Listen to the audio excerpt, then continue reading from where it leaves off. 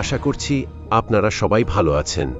আমাদের ভিডিওগুলো যদি আপনাদের ভালো লেগে থাকে তাহলে লাইক দিন, শেয়ার করুন এবং চ্যানেলটি সাবস্ক্রাইব করে আমাদের সাথে থাকুন। তো চলুন আর বেশি দেরি না করে ঘটনায় চলে যায়।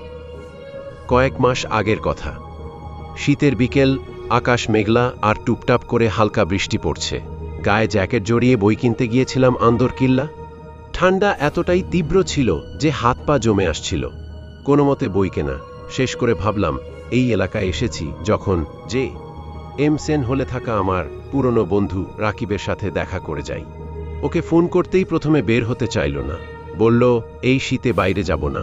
অনেক বুঝিয়ে শেষ পর্যন্ত ওকে বের করলাম।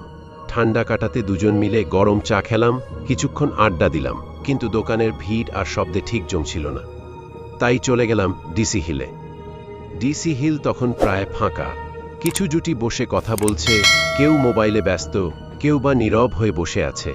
ঠান্ডা বাতাসে চারপাশে একটা অদ্ভুত নিস্তব্ধতা। মাঝে মাঝে চাওয়ালার চা ডাক আর বাদামওয়ালার আগুনের লাল আভা, সব মিলিয়ে পরিবেশটা যেন অস্বাভাবিক শান্ত, আবার অস্বস্তিকর। আমরা বসে আড্ডা দিচ্ছি, কিন্তু আমার চোখ ঘুরছে চারপাশে। হঠাৎ দেখি একটা মেয়ে একা একা গেট দিয়ে ঢুকলো। সালোয়ার কামিজ পরা, কিন্তু গায়ে কোনো শীতের কাপড় নেই। ঠান্ডা বাতাসে যেখানে আমরা কাঁপছি সেখানে সে একদম স্থির। মেয়েটা কিছুক্ষণ হাঁটাহাঁটি করে এসে আমাদের থেকে একটু দূরে বসল। অদ্ভুত লাগছিল। রাত বাড়ছে, মানুষজন একে একে চলে যাচ্ছে, কিন্তু মেয়েটা একইভাবে বসে আছে।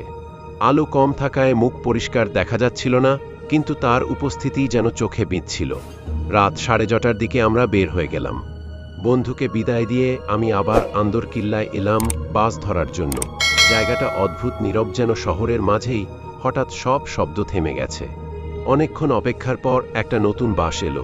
কালুরঘাট কালুরঘাট বলে ডাকছে। মনে একটু সন্দেহ হলেও উঠে পড়লাম। পিছনের সিটে বসতেই বুক ধক করে উঠল। সামনেই বসে আছে সেই মেয়েটি। আমি থমকে গেলাম। সে এখানে এলো কিভাবে? আমি তো দেখেছি সে ডিসি হিলে বসেছিল। বাসটা তো নিউ মার্কেট থেকে এসেছে।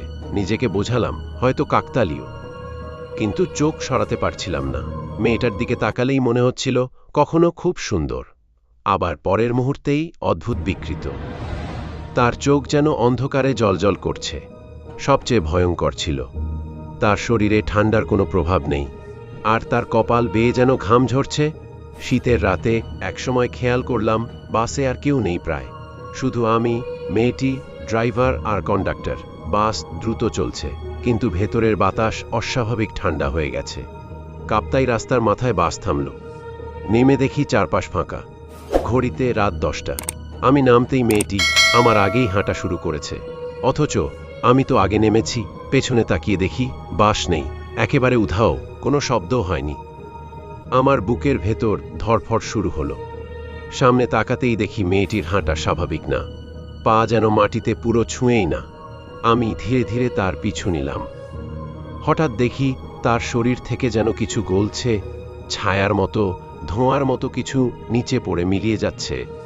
মেয়েটি হাঁটতে হাঁটতে ধীরে ধীরে বদলে যেতে লাগল। তার চেহারা বিকৃত, লম্বা, অস্বাভাবিক। চোখ দুটো সাদা হয়ে উঠছে। আমার শরীর কাঁপছে, মাথা ঝিমঝিম করছে। শীতের মধ্যেও ঘাম ঝরছে, দৌড়াতে চাইলেও পারছি না। ঠিক তখনই এক পলকে মেয়েটি উধাও। আমি একা দাঁড়িয়ে, চারপাশ নিস্তব্ধ, বাতাস নেই, শব্দ নেই। আকাশের দিকে তাকিয়ে দেখি একটা তারাও নেই। কোনো মতে বাড়ির দিকে হাঁটলাম। মনে হচ্ছিল কেউ পেছন থেকে তাকিয়ে আছে। বাড়িতে পৌঁছে পানি খেলাম, কিন্তু হাত কাঁপা থামছিল না। মাথায় শুধু একটাই প্রশ্ন ঘুরছিল। এমন আরও ভয়ঙ্কর বাস্তব গল্প মিস করতে না চাইলে এখনই চ্যানেলটি সাবস্ক্রাইব করুন। রাত নামলেই আমরা নিয়ে আসি নতুন নতুন রহস্য আর অজানা গল্প। আপনার জীবনেও যদি কোনো অদ্ভুত বা ভয়ঙ্কর ঘটনা যদি ঘটে থাকে, তাহলে ভিডিও ডেসক্রিপশনে মেলে আমাদের লিখে পাঠান। হতে পারে আপনার ঘটনাটি আমাদের পরবর্তী ভিডিও।